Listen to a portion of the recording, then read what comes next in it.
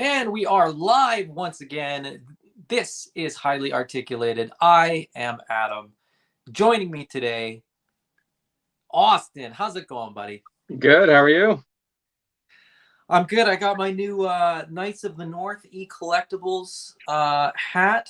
I'm feeling fresh. I'm feeling motivated. I'm feeling pumped. There's a lot of cool toys coming.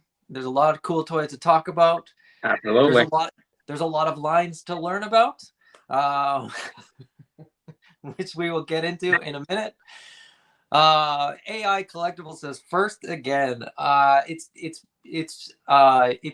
encouraging to know that we're not the only lamos that are sitting around on a Sunday afternoon, just to chat about toys. But AI Collectibles, welcome, buddy. It's good to see that you're on here. As I always say, if you're on here watching, let us know. Say hello in the comments there, so that we know who we're talking with. And feel free to ask questions, make your comments, all that kind of stuff. We'll try to pull up as many comments as we can as we go. But let's get right into it. Austin, let's start with show and tell. Or do you want? Maybe I'll go first because what Sure. you got sort of lead into sort of our first topic. Sounds good to me.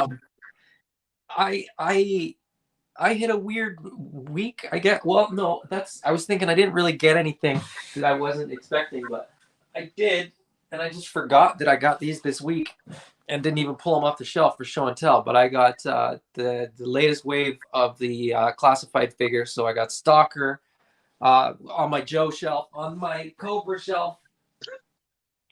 Of course, the Crimson Twins. Nice. Zaymot and Tomax. Fantastic figures. Really, really fun figures. Somebody mentioned this to me, and I didn't even really notice it at first. They've made the hands a little bit stiffer. Oh, really? I don't know why. I thought they were fine before, but they're a little bit more rigid than they were in previous waves. I don't know if that's something that's going to continue going forward, but it's nice. They do actually hold their weapons a little bit better, a little bit firmer. Maybe that's why. That's the only reason that I can think of why. But so I got those from Collectibles. This was not something that I actually got this week. I've had these for a while, but I was waiting to sort of figure out how to do an unboxing video worthy of these figures, and I think I figured it out, so it should be posted fairly soon. Now, how am I going to grab these in a way that's going to make sense? I'm going to try to grab them all with one hand. Did you do that thing where you like hold a bunch of figures in one hand and take a picture of it? Did you try that? I did not try that. My hands are too small.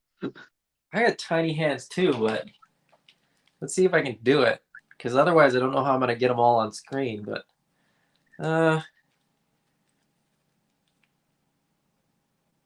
the Marvel Legends retro carded Fantastic Four, they only came out like a year ago. I've been sitting on them forever to try to get an unboxing video together, which may or may not ever get posted because I don't know if it's going to work out or not. But they're really fun figures. I've got sort of a retro like Marvel character shelf. So I've got like the original or the first appearance Hulk and Iron Man, Captain America, like the 80th anniversary type ones. Yep. I thought these were like a perfect fit for that shelf. So I grabbed these. I was gonna grab them and then I didn't pre-order them. And then they started popping up in stores and I was like, man. And I saw them once, like I had seen like a fresh open box and I didn't buy them. And then when I sort of changed my mind and found a couple on discount, I grabbed a couple and then I kind of just pieced it together slowly. At full retail, I having them now, I probably should have just got them full retail. I probably should have just pre-ordered them and been done with it, save myself the hassle. But it's a great little set. And that's probably my favorite costume for the Fantastic Four. So I'm happy to have those. I don't need the villains. I don't need the other costumes. I don't need sort of anything more than that. I did once I sort of once I locked those ones in, I did order the Hasbro Pulse exclusive, deflamed Human Torch and fully Invisible Woman. I don't know sort of how I'm going to display them on the shelf, but we'll see. Just fun figures. That's a team that I really like, and I thought it was timely to sort of do the video now with the, I think, fake posting of the cast for the Fantastic Four movie. Which, so when I saw it, I was like, that could be real. Well, as far as I know, the casting was fake. But on the Marvel Facebook page today, they announced the movie is happening. It's coming out. It's 2024. I can't remember which month. I think it's early 2024.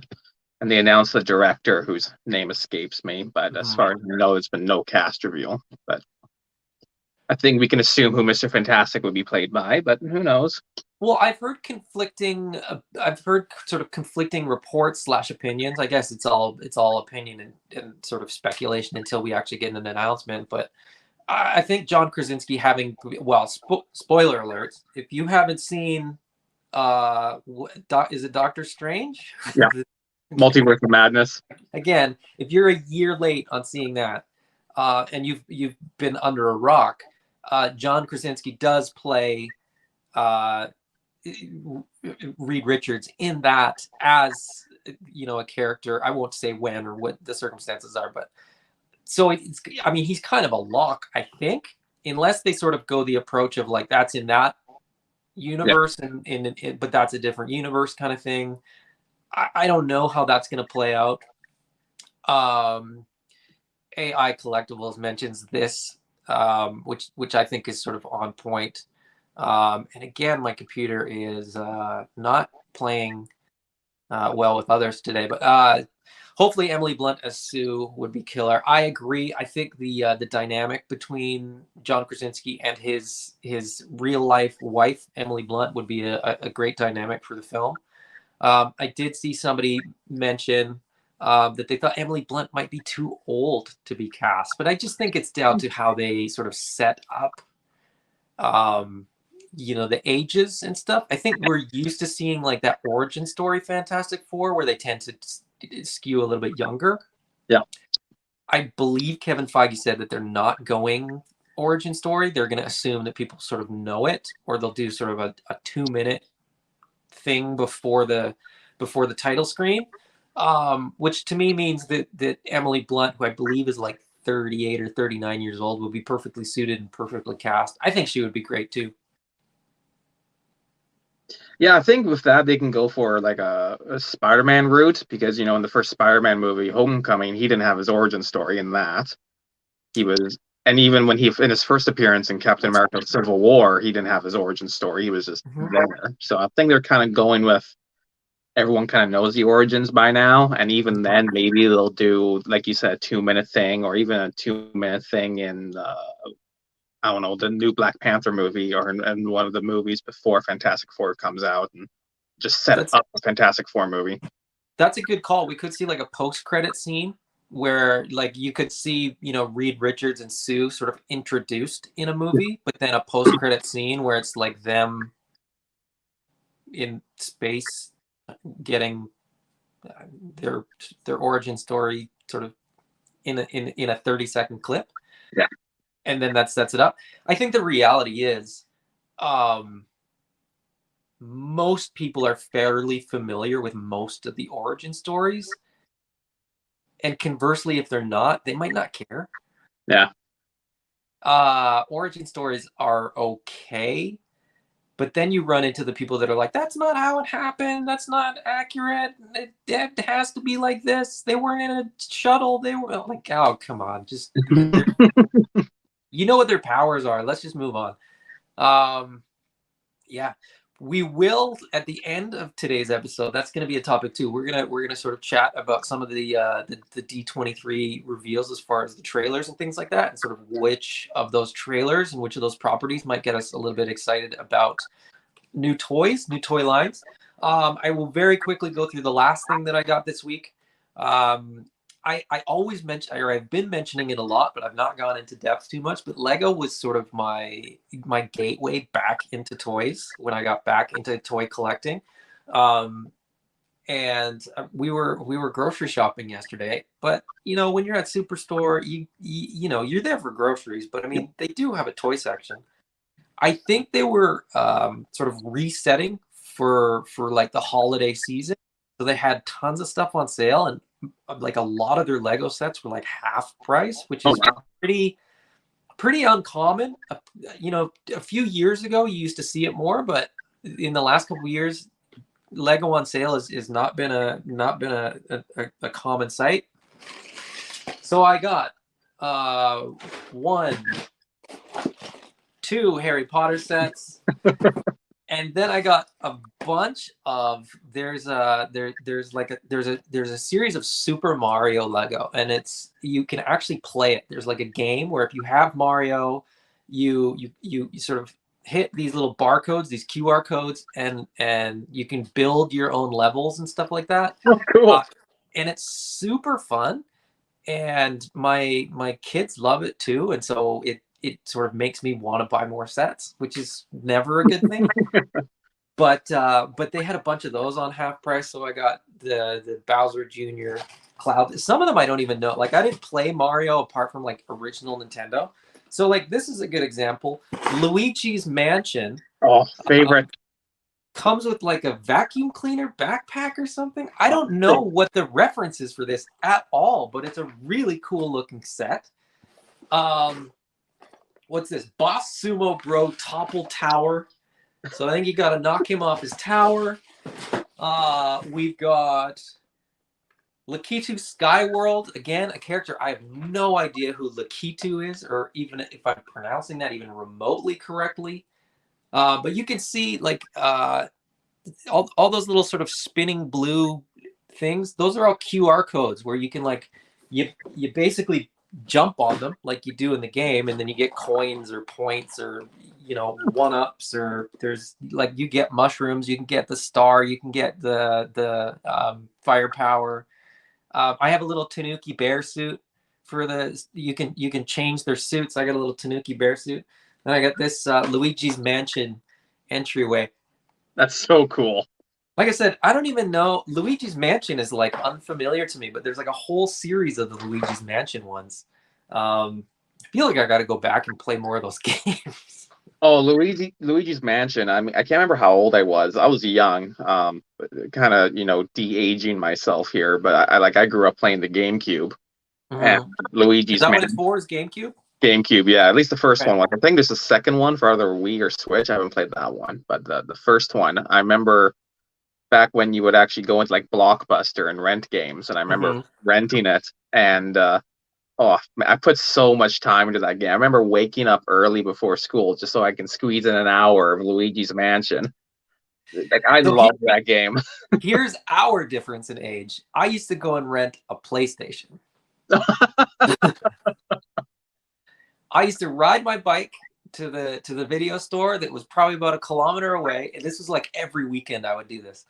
And like every weekend it was like clockwork. I knew what time they opened, so I would leave like the right amount of time before they opened, because you rented it for like the number of days, right? So the earlier in the day you got it, the more hours of game time you could get. I would ride my bike. It was downhill there, it was uphill back. So I'd ride my bike there. I would rent PlayStation, I would rent Echo the Dolphin, and then I would rent is it Echo or Eco? I don't even know. I think it's I can't Echo. remember. It's Echo? I think so. I can't remember. Anyway, and then I would like alternate between like a second game that I would get, because I think you could get it like as a bundle. And I would rent it for the weekend, and I'd have to take it back like Sunday afternoon. And it was the same thing. Like, how late can I leave my house on the Sunday, but still be back for dinner when I had to be back, kind of thing. So we would play like all day Saturday. I'd stay up probably really late at night, play as much as I could on Sunday, and then take it back. But I'm pretty sure that PlayStation was the last system that I ever rented. Well, that's incredible. I didn't even know you could rent systems. So it's probably a little before when I started renting games. Sounds like it. Anyway, that's all I got for show and tell. What have you got? I know that you've picked up a couple things in the last little bit since we've last chatted. I've picked up a lot, which is ironic because I mean I've been had this mentality like I got to cut back, and just that went out the window. But this whole shelf behind me here is Storm Collectibles, um, which I didn't have most of these until just like a week ago. Uh-huh. I'll grab my favorite one, and that's the Mortal Kombat Mask to Sub-Zero. This figure is incredible. I've been just I Kelly keeps taking credit for it, but no, I blame Eddie. I full on blame Eddie because he just keeps Uh-huh. posting Mortal Kombat pictures, and that's a line I've actually been like interested in since pretty much day one. Uh-huh. But it was like, no, I don't need another thing to collect. They are expensive import figures. The best place to get them, at least when they first came out, was Big Bad Toy Store. So of course there was shipping and conversion. I was like, no, I can't do this. I can't do this. Um, but after a couple of years, I finally caved, and now I'm playing catch up. Thankfully, I've traded for a lot of these. Uh-huh. Otherwise, I got some good deals. But when did I started collecting them about 2 or 3 weeks ago, and I got 8 on the shelf already, and I got 9 on the shelf already, and I got 2 more on the way. And some of them are some big ticket ones, like Ermac is one that's on the way, and I've seen them go for over 200 American, and just like, oh my god! Well, luckily I got it through a trade, so Yeah. I didn't pay that. But no regrets. I love them. They are incredible figures for like imports. I find are like as good as quality as most import figures are for Figuarts and Mayfex. They do have a bit of a fragility feel to them. They Uh-huh. like lots of times because they're based off like anime characters and such, so they got like thinner limbs and all that. But these guys, these Storm Collectibles, they're big. Like they say they're 112, but they're not. They're huge. They're Okay. more closer to 8 inches, like 7, 8 inches, and they feel like they can take a beating. They are really, really sturdy figures. Like here, I'll grab Otaro. Actually, no, I'll grab Kintaro because he's a little easier to get to. This one, I'm happy to say, I actually got from Mike, Uh-huh. and the sheer size of him, Holy. he is So huge. okay, now here's the educational part of the of today's episode. Okay. I know virtually nothing about Mortal Kombat. I think I might have when I was renting a PlayStation, I might have gotten Mortal Kombat, 1 or 2, a couple of times. But that was when there was probably 10 characters. Yep. A lot of the characters that you're posting pictures of, I have no idea who they are. Yeah. So that world expanded, and sort of the last time I checked, there's like 40 characters. Oh, I'm sure there's even more than that now. Like there's got to be tons. I think my favorite one growing up was for the PlayStation 2. It was Mortal Kombat Armageddon. And that Okay. was the one that had every single character that had been playable in a previous game. So it had the biggest roster. I think it was like at least 50, maybe 60 playable characters. Whoa. It Okay. was nuts. So, and I mean, right now they're just kind of sticking with the classics. I think they're sticking with like 1, 2, and 3. Mhm. But I mean, like I just played the other day Mortal Kombat 11.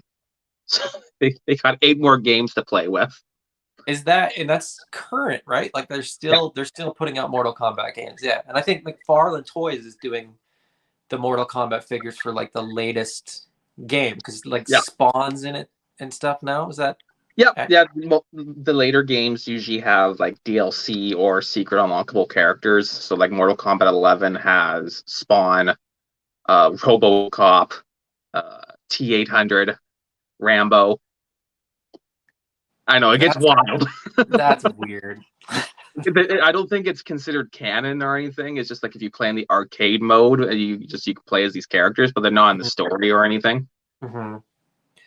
So have they rolled like a story element into it? Like is there Oh yeah, like I mean, Mortal Kombat's always had a story, but back in their older arcade editions, you know, it was just kind of like a quick wall of text, like here's your story, and now go fight. But Mortal Kombat 11 was like because I haven't played 9 or 10. I took a hiatus from Mortal Kombat for many years, but when I played Mortal Kombat 11, it was actually kind of shocking how good the story is. Because Okay. I mean, to me, Mortal Kombat is like an 80s movie. You don't go in for the story, you go in for the action. Yeah, I was gonna say I think the only time I ever played it, there might have been like one screen that sort of scrolled, Yeah, and then it was choose your fighter and away you go. yeah. Um, and it was, and I don't know that I ever read that scrolling. That was probably a I skip was just button back assumed it then. said like, oh, you're at a fighting tournament, and that's the story. And I was like, that's not a story. That's just telling you what's going on. But Yeah. you could assume that from the game itself. But I'm trying to think back too of like the characters that I used to play the most, and I think it was probably if I'm getting the names correct, sort of accurate to the characters. I think it was Raiden, which is the guy with the sort of rice patty hat, Yep. and Liu Kang, Yep. just the straight human martial artist. I think those are the two guys that I played the most.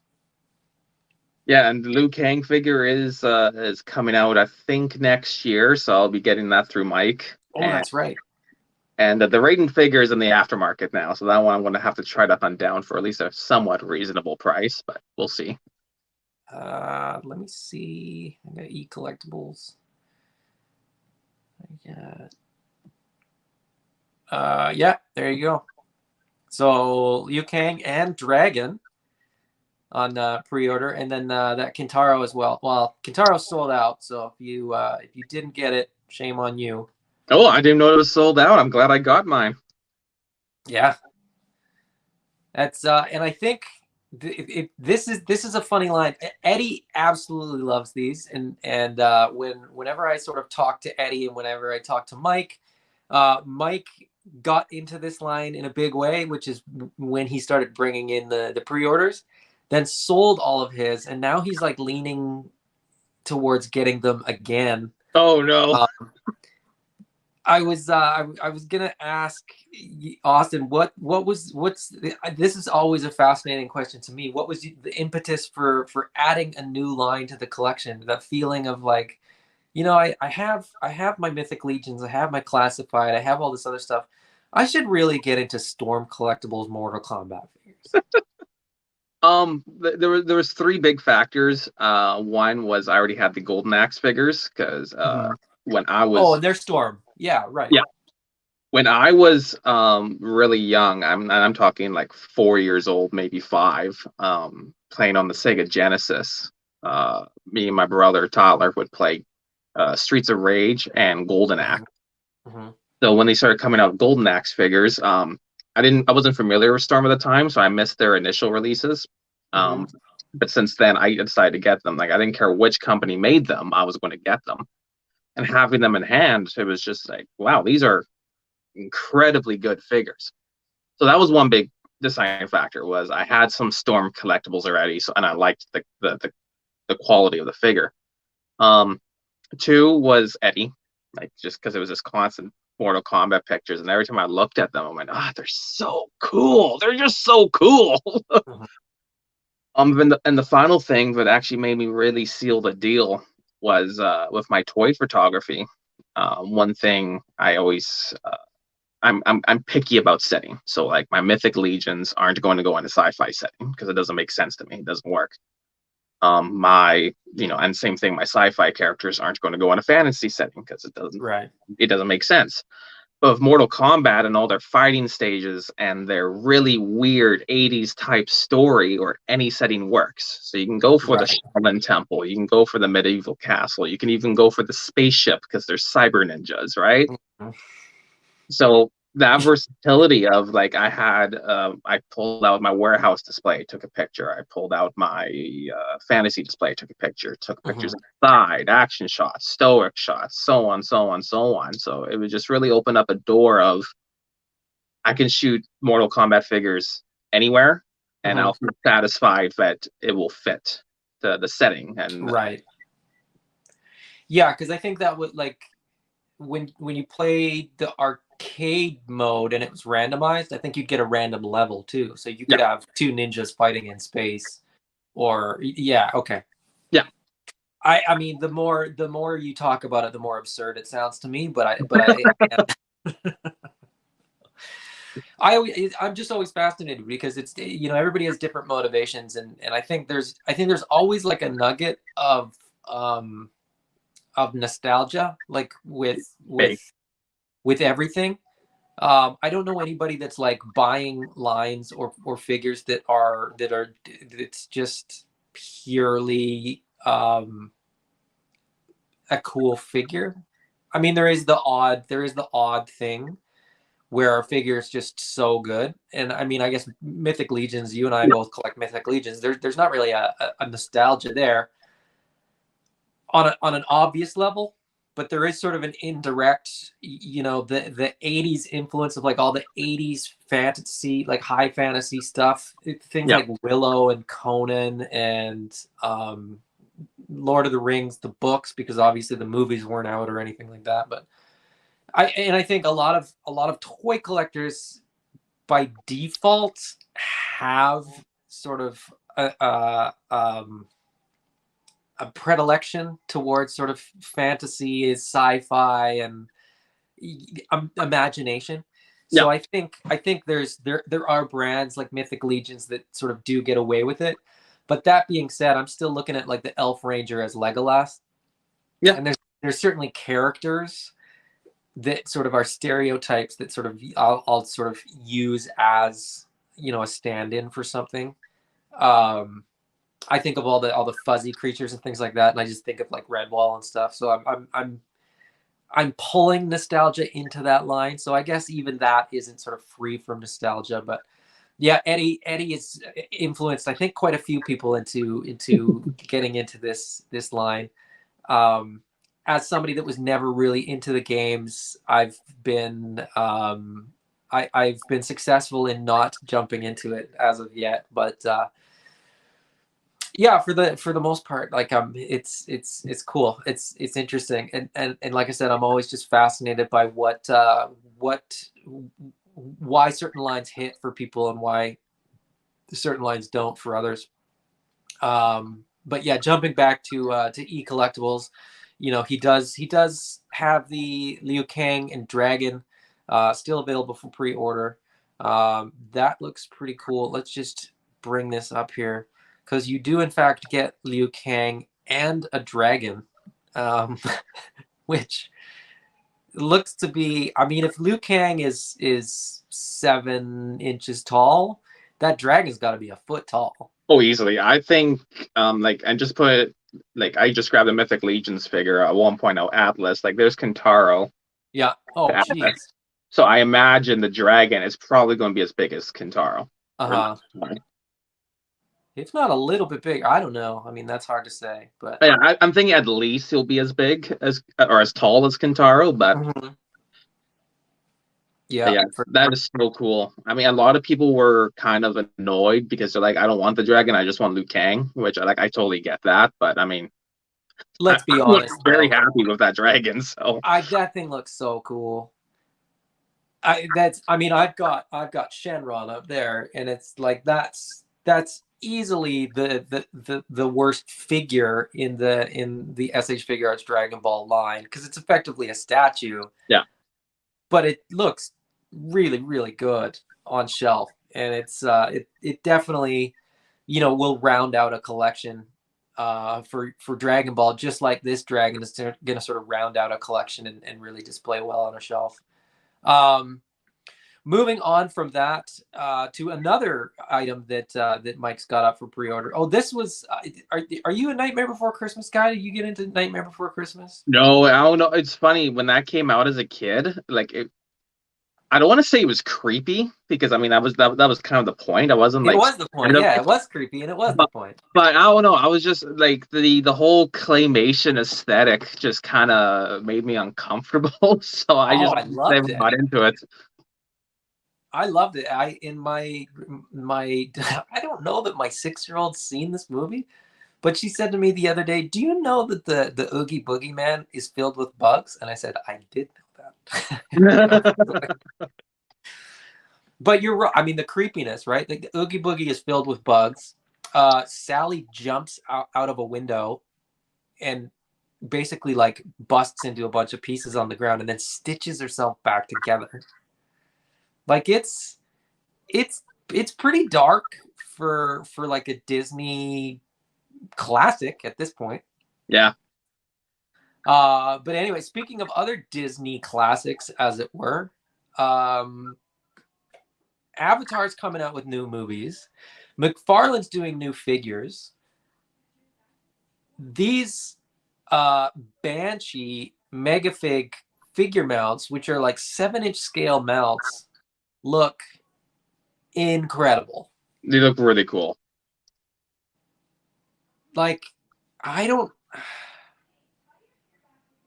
know what it is about these that I like. I'm not a huge Avatar fan. I saw the first movie in theaters. It was great. I went with somebody who said, "This is the best movie I've ever seen." I said, "We're not friends anymore. Don't ever talk to me." It wasn't that good. But the new movies are coming out. I'm inclined to go and see them because they are beautiful. Like the world that they've built is fantastic. And just seeing the trailer, it looks like a lot of fun. It's not something that I'm like super passionate about. It doesn't hit any sort of like nostalgic thing or anything like that. But I am looking at these Banshees as mounts for mythic legions or animal warriors of the kingdom, or I'm even thinking like Star Wars Black Series. Like I'm imagining like Mandalorian like on one of these I can see that. on some weird like Camino type world or something like that. I just think these things look so cool, and so I'm trying to figure out where they're going to fit, because this goes back to me saying, most items have a nostalgic tie-in. This one kind of doesn't, but it just looks so cool, and it's so different from anything that's out there that I pre-ordered it. Now you said to me before we started that you've never seen Avatar? No, I've never saw it in theaters or anything. I'm trying to think. I think Tyler, my brother, saw it, and him and I have incredibly similar tastes. So lots of times, like when we'll both think a movie's good, we'll both think a movie's bad. So when he came back and said, "Nah," like it was okay. I decided I'm not going to bother because if I remember correctly, isn't it like almost, or it is a 3-hour movie? Yes. Yeah. It's long. It's the story is incredibly derivative. It didn't feel like an original story at all. Yeah. I did see it in the like IMAX 3D, and visually it was bonkers. Like this movie came out 20 years ago, and it was way ahead of its time in terms of like how they built out the world and how good the animation and how good the CGI was. You definitely sort of lost yourself in the 3D world, more so than sort of anything I'd ever seen before, or even since. Maybe like the actual experience of seeing this movie was quite unique, which is what sort of draws me back to the theater to see the new one. Plot wise, I'm not really that worried about like, oh, is this going to win best screenplay? It absolutely is not. But the sort of visual aspect of it, and the look of it, like the character design is phenomenal. Like Jake Sully, who's sort of the main character in the first one and presumably in the rest of them, it's just a really cool design. It's really well thought out in terms of like these guys actually interface with those Banshees. I won't explain that because it's kind of weird, but anyway, it's there's a great aspect of sort of magic and magical, but sort of tied to the natural world, and sort of how that world seems magical from the outside looking in, but it's just the way that ecosystem kind of works. It's really great. apart from it being not very good. If that makes any sense at all. Which I know it doesn't. Yeah, once my brother said the movie, like the biggest thing was Tyler said the movie's not bad. Like you can find enjoyment in it, but the problem was it was so overhyped. Like what your friend said, this is the best movie I've ever seen. So Tyler had friends like that. We were told this is the best movie they've ever seen. So when Tyler went in, he was expecting the best movie he's ever seen, and so he walked out disappointed. He said if he didn't think it was the best movie he's ever seen, he would have walked out happy. He'd be like, "Yeah, that was a good movie. I enjoyed that." Right. No, and that's a very valid point. And I think I was, I guess in some sense, lucky because I'd seen the trailers, but I went pretty early before the hype train really kind of was in full swing. Back when I used to go to movies like on the Friday night that they released and stuff like that. I think it was like that weekend that I went, kind of thing. I remember coming out in the winter. It was really cold when I came out of the theater. But anyway, it was it's visually stunning, and as such, the character design and the toy design is great. These Banshees, by the way, it's a 7-inch scaled figure. These Banshees look to be about 2 feet wide. Holy moly! They're big. They're big toys. You know what? I'm going to try to find it. So Todd McFarlane, he's done like little videos where like he plays with these things, kind of thing. So he's got them, and I'm going to try to find it, where he's sort of got them and he's holding on to them, and they are really, really big. Like when you sort of see them compare. Oh, here, first hit right off. Let me see. Give me a moment. Talk amongst yourselves.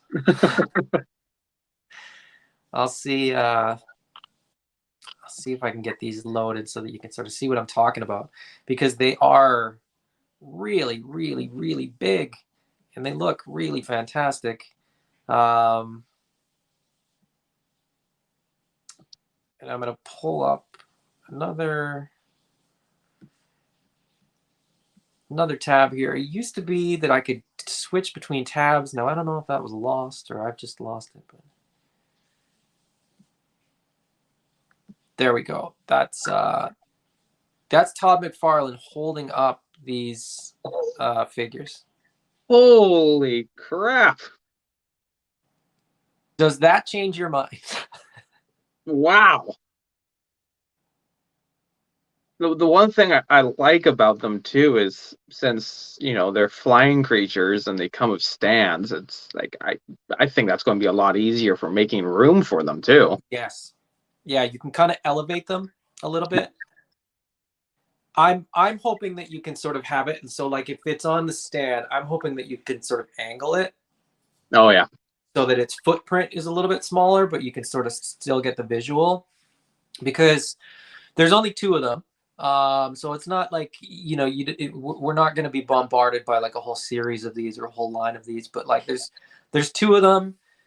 I like both of the decos, so I couldn't sort of pick one. And I thought, well, I mean, if you're going to get one, you may as well get both. I'm not even getting the, like the figures. I'm just getting the Banshees as mounts for other lines. Because they just look so good. That color it just pops. Like it's gonna look so good on the shelf. Now, which shelf? I don't know. Clearly, I don't have any space here. I did actually at the top. That top row used to be on my my classified boxes, and I built another shelf above for those. So I did sort of make more room for toys on that row. But that's largely, sorry about that.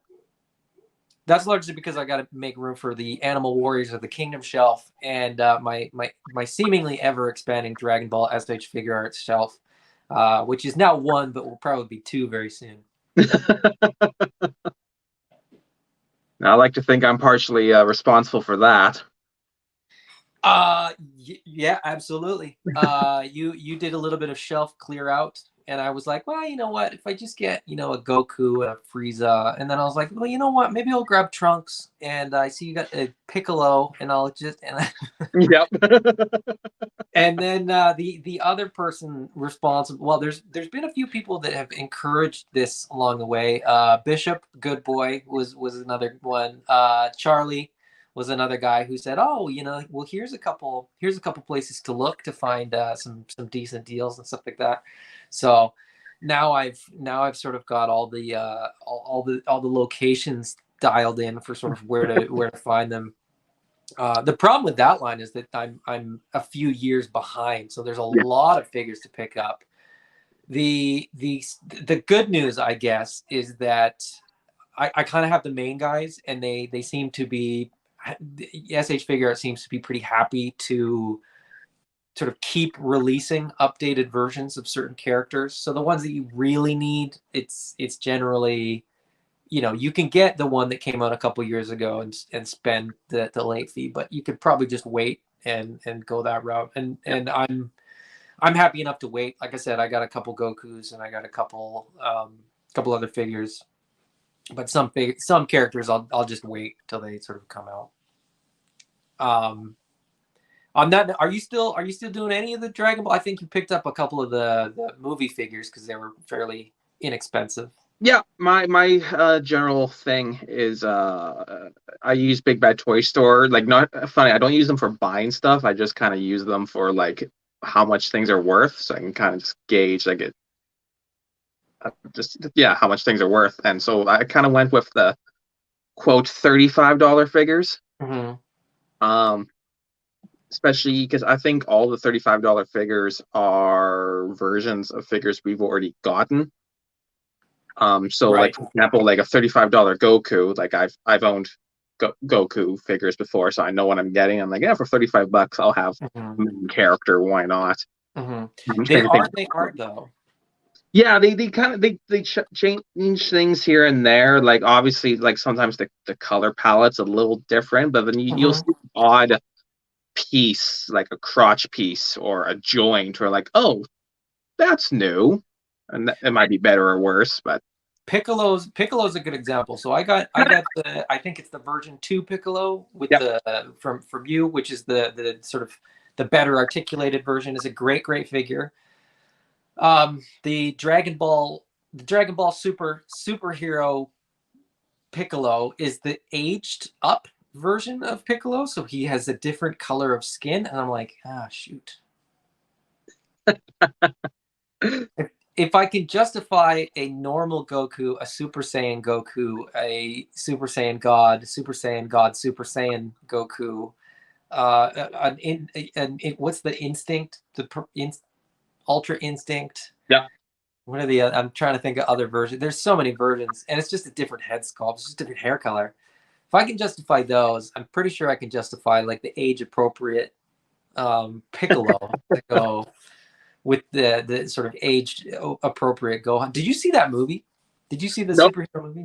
I haven't seen it yet. I'm going to see it at some point. But I'll probably wait for it to pop up on like Prime Video or something. Right. I saw Dragon Ball Super Broly in theaters, and that was really cool.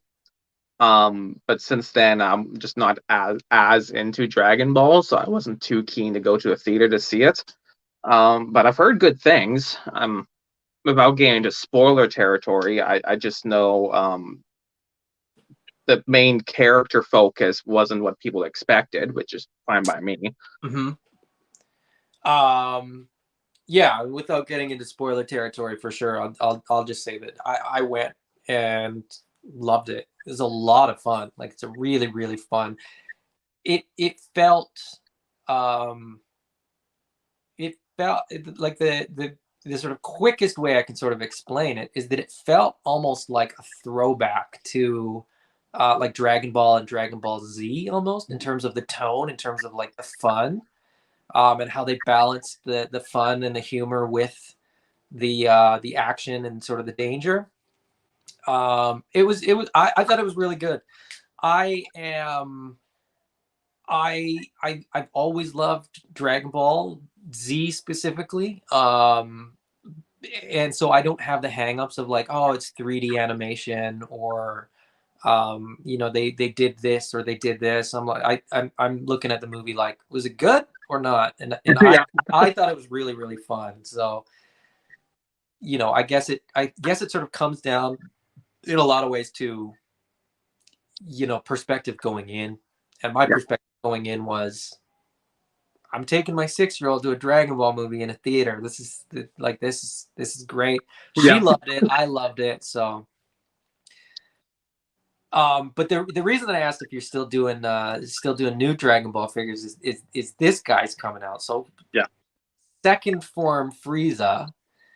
Now for those who, and I talked about this briefly, I think last week. But I was talking to Greg, and Greg was like, I have no idea who these characters are. Are you likely to pick this guy up, or is this sort of in the category of pass? It'll probably be a pass. But I mean, like, admittedly, like, it looks incredible. Mm-hmm. I am trying to just tighten up the budget for Dragon Ball figures. Yeah, And because you got all those Storm figures to pay for. yeah, exactly. Um, so for a bigger character like second form Frieza, I imagine it's going to be around that $80 American range. I'm just like kind of a shot in the dark there. Yeah, Um, yeah.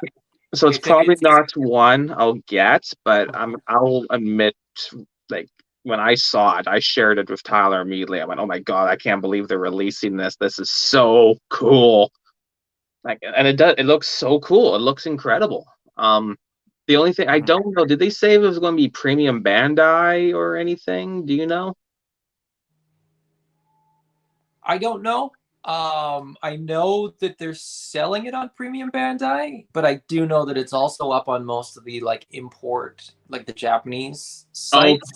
Vince, So like probably. I saw it on Hobby Genki, and I saw it on Anime Export, which are two sites that Charlie kind of switched me on to. I think you mentioned those as well, but at the time I was like, you know, when I get there, I'll get there. But yeah, I, I checked those out and pre-ordered a couple of the things. it's on Big Bad Toy Store.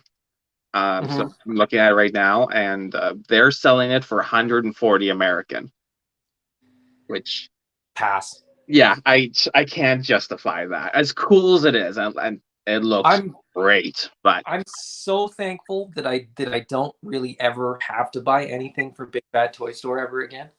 yeah, Between Mike at E Collectibles for like 90% of the stuff that I buy, and then the odds and ends that he, you know, can't get for whatever reason. Um, that's like my last. It's like the last chance saloon kind of thing. Like if I looked everywhere else, I always know that they'll have it because yeah, they're it must be their buying power and their volume that they're buying with. They always seem to have things later and longer than anybody else. But yeah, I mean the shipping and the upcharge, like that's I think it's $80 US on P Bandai, and then so they're gonna buy it from P Bandai and then yeah. upcharge like $50 because maybe you can't, maybe you don't have a US address, or maybe you don't know about your other options for sort of how to get it. But Yeah, what sorry, but yeah, when it another comes to imports, Big Bad Toy Store, and there's always such a markup. So like, I'm in the same boat as you with like Hobby Genki, Ami Ami, Nin Nin Game, Amazon Japan, which is my favorite. That's where I yeah, you usually mentioned try to get my imports. mm-hmm. Lots of the stuff, depending what it is, sells out fast. So Mm-hmm. that it's good to have Mike as an option as well. I actually have a number of imports pre-ordered from him. Yeah, me too. And then there's like the Last Resort Big Bad Toy Store, where I think I got the Mafex Black Suit Spider-Man pre-ordered at Big Bad Toy Store just because it's sold out everywhere. Right. That I forgot that I actually have that on order. I not that one, but the Mafex classic Spider-Man, because everybody keeps raving how that's like the best Spider-Man. And I consider myself a pretty big Spider-Man fan, but I don't. I'm very reluctant to go down that sort of rabbit hole with Legends, just because he's got so many villains and so many, and they release a version every like 2 months. I got 3 Um, channels dedicated to Spider-Man stuffs. exactly. And there's only one good guy. There's only one Spider-Man. So like Yeah. it's all villains and versions of Spider-Man. But that said, I did order the Renew Your Vows because it's the first of that sort of really nice buck with pinless, Yeah. as well as the Amazing Fantasy sort of first appearance Spider-Man. I have those both on order from Mike. And then that Mayfex one, because everybody says that's sort of the gold standard for articulation.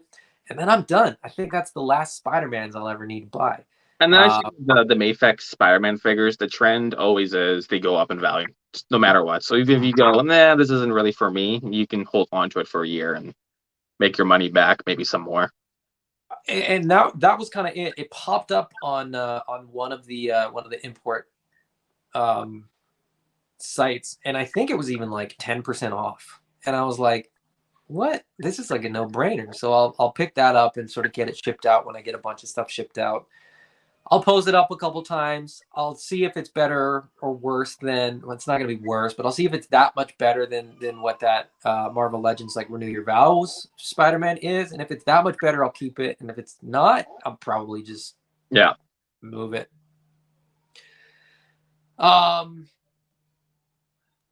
This is a figure that I keep trying to talk myself out of.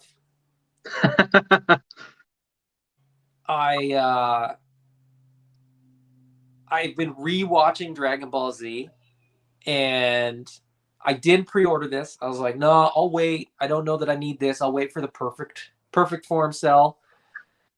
First form cell is kind of equally as awesome in terms of design. Imperfect cell, which is sort of middle form or unperfect. What do they call it? I think it was imperfect. I think it was imperfect. Yeah. This form and the final form are the two that I really, really love and sort of have always loved since I saw them like originally undubbed, unsubtitled from like bootleg VHS recordings of the show from Japan. I'm closer and closer to pulling the trigger on this one. It's the reviews are in. It's starting to ship, and the reviews are all really, really good. It doesn't really seem to have any issues. The only issue that it seems to have is that some people get the wing has a slightly weak joint. Oh, okay. Other than that, like it's almost perfectly anime accurate in terms of color and stuff like that. It looks so good. Yeah. It's so good. I was in the same boat again, trying to stick with my, $35 Dragon Ball figure. But this was one of the ones I was looking at going, oh, maybe, because I look at a 105 Canadian. And I know he's going to be bigger. He's not going to be huge, but he's going to be, bigger than Goku and Vegeta and all that. So you're getting more plastic. Yeah. 105 Canadian isn't bad at all. No, I think it's quite reasonable, and in terms of size, he's not as that's the other criticism that people have made. He's not as big as he should be, so he is taller. Okay. Like he's taller than like I think Piccolo is sort of the tallest of the like the Z fighters. Yeah, he's a little bit taller than Piccolo, but not much. And I think people wanted him to be, a centimeter taller. Yeah.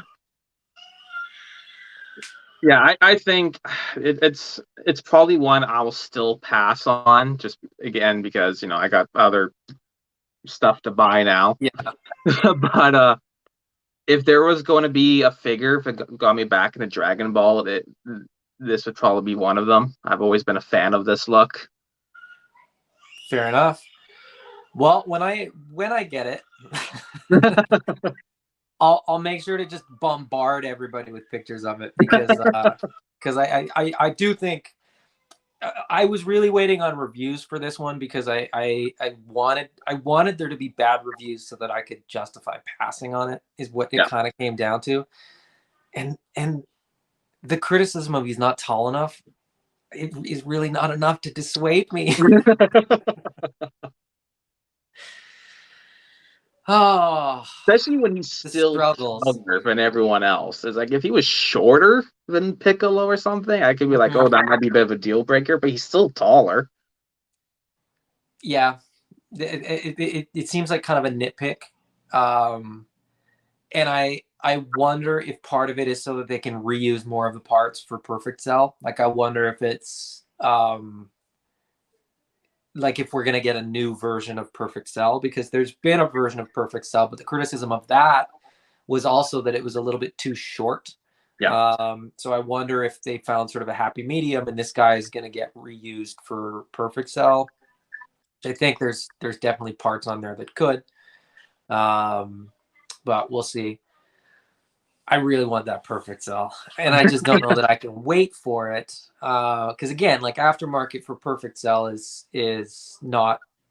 I'm not buying them on the aftermarket, so this might be more than anything my stand-in Cell figure until that figure comes out. But It depends which Perfect Cell you want, because there's like 3 versions, and if you're like going to spend that much, that's when you start getting a little bit pickier. That's when you're like, okay, if I'm going to spend I don't want to say $200 on a figure, I want the anime version or whatever, right? Like, once upon a time, I had the manga version because I was able to get the aftermarket for $100, which is like, okay, I'd rather have this color, but since it's half the price, sure. Right. Well, and that's how I'm looking at it too. Is that, like, if I would go for the anime version, like, I tend to go for I'm torn because, the anime version of Android 16 is kind of the neon look, but the event exclusive that came out at San Diego Comic-Con, which I got, thanks to Scott Bossert, who was at San Diego Comic-Con, who was kind enough to get it for me. That deco is really, really great. It's kind of the muted color. So then it's more like, I'm not like, well, if I go down the anime route, I have to get all the anime ones, and if I go down the manga route, I have to get all the manga ones. I just get whatever one looks coolest. Yeah. For me, like, the version of Cell that I like the most is the anime version, because I like that color palette the most. Yeah. And it's not a massive difference in color, but like you said, if there's 3 versions and you gotta pay a late fee on all 3 of them anyway, I would get the anime one.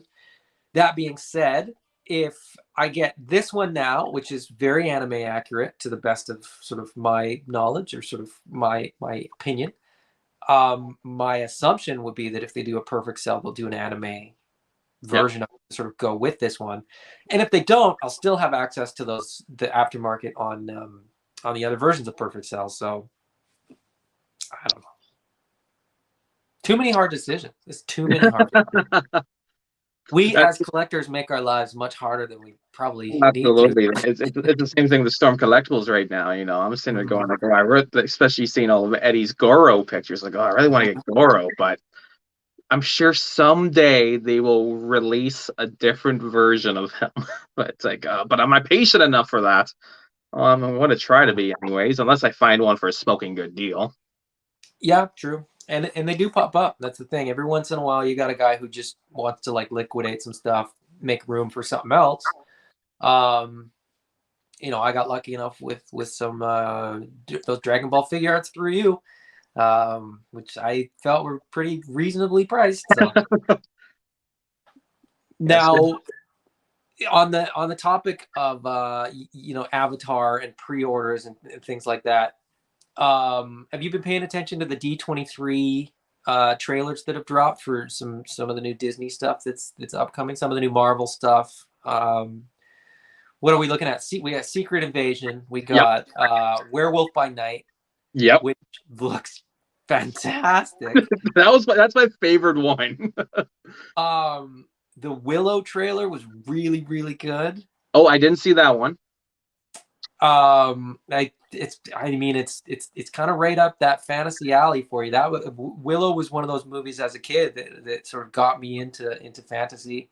And this looks really, really good. So it's like an 8 or 10 episode series coming out. Andor is coming out in a couple of weeks. Yep. They're really ticking all the boxes. You've been watching She-Hulk too. That wasn't a trailer at D23. I think it was a mid-season trailer for She-Hulk. What are your thoughts on She-Hulk? I think it's not as bad as people say, but it's not as good as other people say. Yeah. That's the best way I could put. Like, there's parts where like I've laughed. Like I thought Mhm. the last episode was quite funny and I enjoyed it. But it doesn't feel like Marvel, which is, I mean, because it's like it's far more. And they said it like, and I thought they were exaggerating. They said it in interviews. They're like, "Oh, it's a law comedy. It's a law comedy." I'm like, but it's still Marvel. It's still going Yeah. to be. But no, it's basically straight up a law comedy, and Mhm. that doesn't really tickle my fancy. But I'm still watching it every week, so I mean, there's that. I think, and I may get her name wrong, but I think Tatiana Maslany, who is a Canadian actress, I believe. Yep. I think she really carries that show. Yep. I like the running joke of like, oh, this episode's cameo is, you know, and I think in the last episode she's like, well, I bet you're happy that Wong's back because now you don't have to sort of watch the She-Hulk show. You can watch Wong. I agree. I think it's filler in the MCU. Like I No, don't think it really is going to have much that's going to drive the sort of overall MCU narrative forward. But it's fun. definitely fun. I'm an easy mark, I think, for Marvel, for Star Wars, for all these franchises. Dragon Ball, I'm an easy mark. If they put stuff out, I'll watch it and I'll probably enjoy it. Will Yeah. I enjoy some stuff more than others? Absolutely. And I don't think that any of these series or any of these movies are sort of above criticism. I understand, that there's better or worse, but the thing is there has to be better or worse. They can't just be better and better and better and better and better. And before somebody says like, well, why can't they? It's not possible. You're gonna like there's just people's opinions are going to dictate better or worse. And your opinion doesn't mean that something is good or bad. Yeah. So there's probably somebody who's not a huge MCU fan that's watching She-Hulk and absolutely loving it and saying this is the best thing that the MCU has ever had Yeah. because their preferences are different. And so that's why I say like I'll watch it and I'll appreciate it for what it is. But I mean, She-Hulk kind of seems like low-hanging fruit. Like you don't have to understand the Marvel universe at all. I don't think you like the bar for entry, I guess, is really, really low. And if you just want some lighthearted comedy, it's definitely there. And I think it hits on that level. And I can appreciate it for that, is Yeah, basically. and the way I looked at it was, it's on Disney Plus, of course, so it's a streaming service I'm already paying for. It's on once a week, and Mhm. the episodes are a half hour, Mhm. which I'm like, okay, yeah, they can take a half hour of my time every week. That's not a big deal to me. If it was like a mini movie every week, I probably would have been like, I'm out. I don't enjoy this enough to sacrifice an hour and a half every week. Rings of Power. Well, it's fine. I'm actually saving Rings of Power. I'm going to try to get it up, probably let the season finish and just binge it all in one weekend. But I'm enjoying it. Again, there's a lot of criticism. There's a lot of I don't read any of the criticism. I have not been paying attention. Apparently, people are mad that elves can be not white and that halflings can be not white or something. I don't know. I just keep seeing people that are posting like, "Hey, you got to stop with the intolerance," and I'm like, "Where are these reviews? Where are these people saying this? Because I'm not seeing it anywhere." I completely agree. You know what I mean? Like it's weird that you can accept that there's elves and dwarves and halflings and all this kind of stuff, but you can't accept that like they might not be white or something. I don't know. yeah, it's I don't bizarre. know what the I don't know what the arguments or the criticisms are to sort of counter them, but to me that just seems a little bit absurd. You can imagine a world where these races exist, but within these races you can't have races. I was like, it doesn't Yeah, make any like sense. the way I kind of look at something like that, I'm like, I don't recall in any of the J.R. Tolkien books he should have said, by the way, all elves are white. Yeah, Like he never asterisk. said that, A so why little not? footnote where it says, by the way, the skin tone of everyone in this book is white. I don't remember reading that. Maybe it is in there and I just missed it, but I don't know.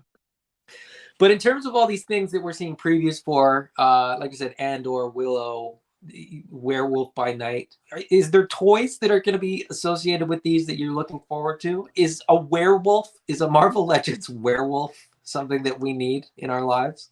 Ugh, I I don't know about Marvel Legends. I mean, like, if Marvel Legends is if Hasbro's the only people to make a figure of it, I will more than likely get it because Mhm. look at something like that and go, it's more than likely going to be a new and unique sculpt, which is that's when Marvel Legends does that. I love them. It's when they repeat the same molds over and Mhm. over. Where I'm like, no, I'm sick of it. Mhm. But if it's a new mold and all that, I'm all for it because even if it's like I had a Marvel MCU shelf, but I kind of put it away in boxes to make rooms for other stuff. So now I'm kind of staying away from MCU figures for the most part. Yep. But I mean, Werewolf by Night, I can put that in just about any shelf. Like it's just a werewolf. That's so cool. Did you read that comic? No, actually, I didn't. I did not read that comic. I was well aware of it, but I never read it. But Is just it? I don't know. I mean, I'm not super familiar with the comic. I didn't read it, but was it not just like a recent miniseries? yeah, I want to look it up right now I because could have done that too before we started talking about. But um I honestly completely I forgot about that one when we were sort of prepping and I was sort of deciding what we were going to chat about. I was thinking about Andor, I was thinking about Willow, I was thinking about Secret Invasion, and I completely forgot about Werewolf by Night, almost because it was so out of left field. Like I didn't what? see that coming. And it's And out that next month. trailer looks absurdly good. Again, I don't know what to make of it because it has like a weird comedic sort of parody type tone to it. Yeah, it feels like it's parodying an old like 30s, 40s style Mhm. horror movie. It's like it's a parody of Frankenstein or something. But Well, it looks like it looks like a satirical MCU horror series, which I never thought would be a thing that I remember sort of having discussions with people when Disney bought Star Wars and when Mandalorian got released and and sort of the Star Wars team was sort of talking about how genre they were going to do genre type stuff. And so there was the discussion about will they do will they do romance, will they do horror, will they do pick your genre, will they do it? I'm a bit disappointed as a sort of lifelong Star Wars fan that they haven't really gone that route, but I'm pleasantly surprised that the MCU seems to be picking up the slack in that respect yeah, because we've got She-Hulk, we've got Werewolf by Night. um What If gave us zombies. yep. The What If series gave us a couple episodes of superhero zombies and sort of in a what if, so it's an alternate universe or whatever. But still, I love that they're sort of exploring it and sort of going places where maybe people didn't think they were going to go. Um, but when I said Marvel Legend, you said maybe not Marvel Legends. That I did realize that they do. It could go Mafex, it could go SH Figure Arts, Yeah. And I because think that'd Figure be Arts more. has done like Eternals and they've done some other sort of MCU properties. They seem to pick up on those pretty quick. So Yeah, it's fine with figure arts. They really pick and choose. Like so, like Mhm. they announced quite some time ago WandaVision, which I mean, but we haven't heard anything since. But Right. they've released Captain America and the Winter Soldier. Mhm. But they didn't do anything for Loki, at least not yet. Mhm. I think they kind of we're past that now. I don't think they're going to do anything for that. They didn't. They haven't announced anything for Moon Knight, as far as I know. So I think they're kind of True. picking and choosing. So whether or not they do Werewolf by Night, I don't know. I hope they do because I think that'd be incredible. Yeah. On a side note, 1972. So maybe that's what it is. Maybe they're going for sort of a 70s style, um, homage to sort of that B movie, uh, or sort of second run movie, like a what was now I'm trying to think of what it's called, like a grindhouse type of feel Yeah, to it. I will say the thing because when I first watched the trailer for like the first half, I was like, oh, I like the tone of this. This is kind of cool, but it's still MCU movie, so it's not going to be very like horror-ish. It'll have horror themes, but I'm not going to be like jumping out of my chair or anything. I still don't think I will. Right. But halfway through the trailer, it gets violent. and graphic. I was like, oh, I was not expecting that. That's awesome. Like, well, that took a turn. This could Yeah. go anywhere at this point. And but to what you were saying earlier, where it's like, yeah, and there's going to be some people that look at this and go, like, I'm not interested in this. This isn't Marvel. This is horror. But Right. now it's like you said, they're really branching out. Like She-Hulk, we were saying, is a law comedy, and Mm-hmm. for some people that's great. For some people, that's not for them. Mm-hmm. So it's not so much, it's what it's. I used to think of superhero movie as a genre, Marvel movies as a genre, but now they have their own subgenres. Where Mm-hmm. you look at Secret Invasion, where you go, okay, that's going to be action sci-fi. You look at She-Hulk, that's your law comedy. You got Werewolf by Night, there's your horror fantasy or whatever. So it's like, instead of just being superhero genre, it is superhero law comedy, it's Mm-hmm. superhero horror fantasy, and I think that's pretty cool. Well, they really are building out a universe in a lot of respects. Yeah, I'm looking forward to all of it. And that was day one of D23. I Oh, haven't even looked at what they've done for day two. Like, there's more stuff probably coming out today, and I can only imagine that they they there's must more. be dropping the Ahsoka trailer today. They have to be. Oh, I hope so. That oh man.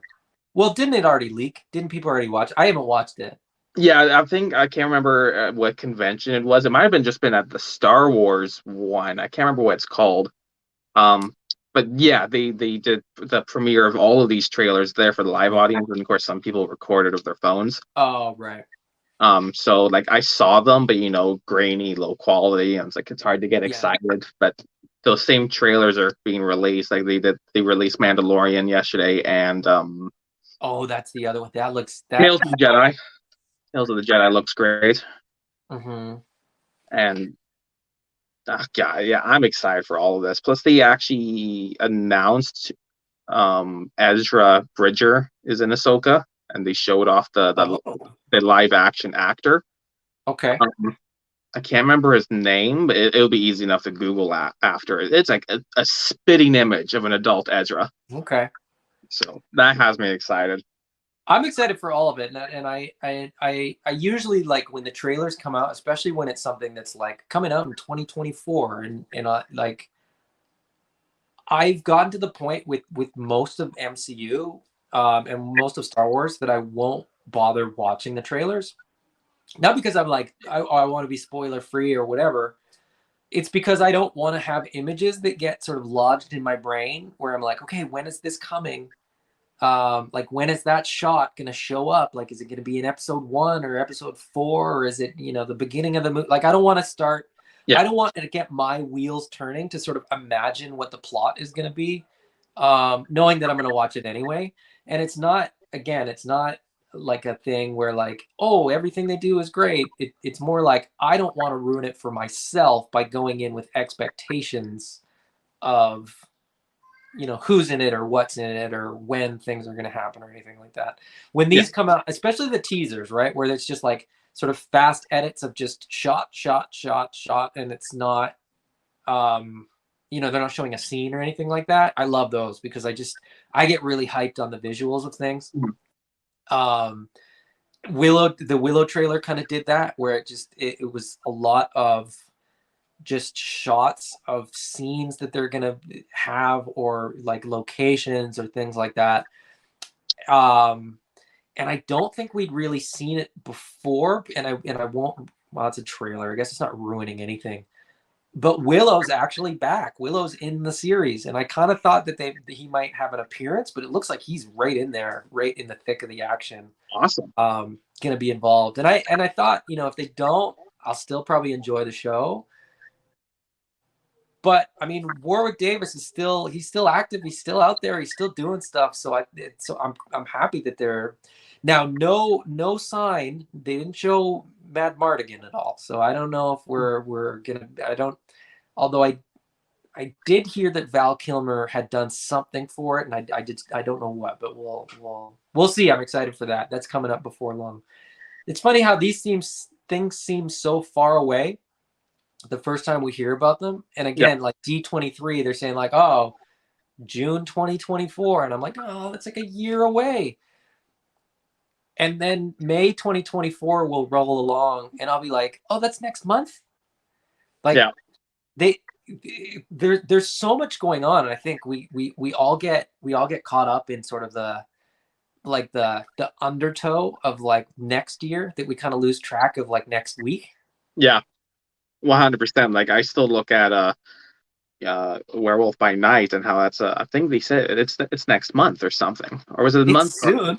Yeah, Yeah. I'm sitting there going like that's unreal, and same thing, like when they announce Fantastic Four for Mhm. spring or whatever 2024, and go, okay, that's a Mhm. ways away, but like it's just like everything else, it'll creep up on you. Like you'll kind of forget about it, and suddenly they drop it Mhm. together, and you go, oh wow, I forgot about that.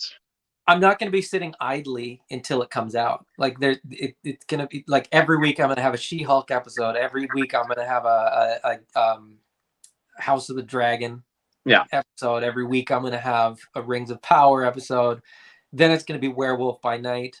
Then it's going to be Willow. Then we're going to like it's constant. It's always going on.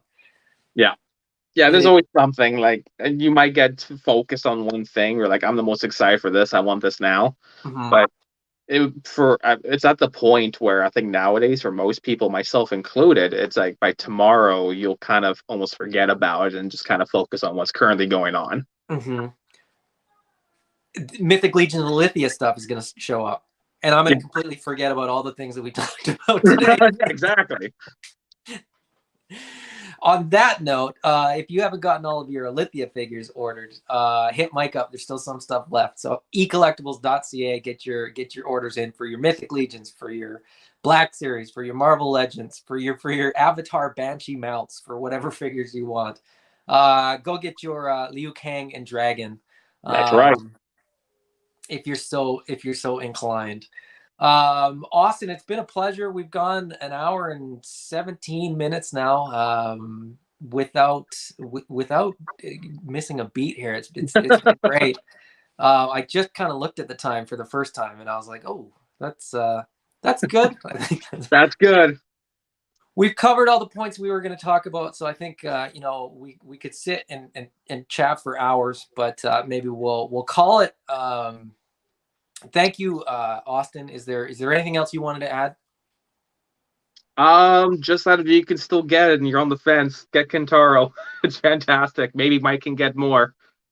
Yeah, hit him up. I mean, every once in a while things are sold out, but he's like, well, maybe I got one in a box somewhere. Yeah, exactly. He asked nicely. What about your pictures? We've got your picture on the background there of a character who I don't recognize. Who is that? That's Rain, one of the I think he first appearance was Mortal Kombat 2, and it's back when all the well, I won't say all the characters, but a lot of the characters were just palette swap ninjas. Yeah, I was gonna say I remember Sub-Zero and Scorpion, so yellow and blue, but I think there's like red and purple and then they all went cyber too, didn't they? There's like all those colors repeated again.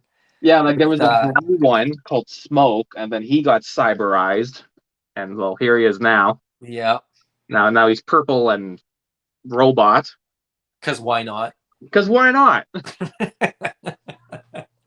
That line is bonkers. Although there was another one. There was an arcade game that I used to play as a kid when we would go up to my family's cottage in Ontario, in Huntsville, Ontario. There was an arcade game in the little mall that they had there. And and I've completely forgotten the name, but Eddie showed me a picture of a figure, and I was like, "Isn't that from a?"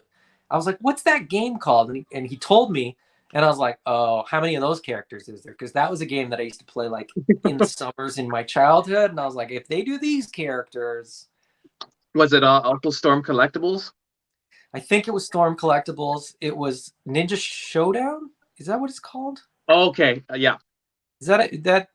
And there's a character that's like a ninja with a wolf. And my affinity for Snake Eyes immediately made me play that character all the time. So if they come up with that guy, I may have to pick that one up. But fair enough. It gets hopefully they don't. Nostalgia. Exactly. Where can people find you? What's your Instagram? It is Average Guy Collects. It's spelled average.guy.collects. I'm approaching 1,400 followers, which is pretty cool. So, and yeah, I post toy photography. My bread and butter right now is Mortal Kombat, so I'm just riding that hype train. But beyond that, I got Mythic Legion, Star Wars, Marvel, DC, just about anything you can think of. If it exists, I likely got a picture of it somewhere. And your pictures are getting picked up and featured on other people's sites and other people's pages and stuff too. So congrats on that. You're doing a lot of great stuff. It looks fantastic.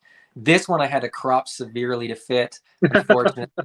I'll give you more heads up. We'll line something up before you come on next time, and I'll make you shoot it in this perspective so that it fits a little bit better. But thank you, buddy. It's been a pleasure. It's always fun to have you on. Likewise. Hopefully you guys enjoyed this video. If you did, go ahead and hit that like button. Hit the subscribe if you want to see more. If you can't stand to watch our videos, hit the dislike button and post an angry comment down below, because it all it's all good. I want to know what people think, good or bad. But on that note, thank you guys all for watching. We will see you again next week, same time, same place, probably. But yeah, enjoy your toys. Open them up. Open everything. Free them. All right. Bye-bye. See you guys.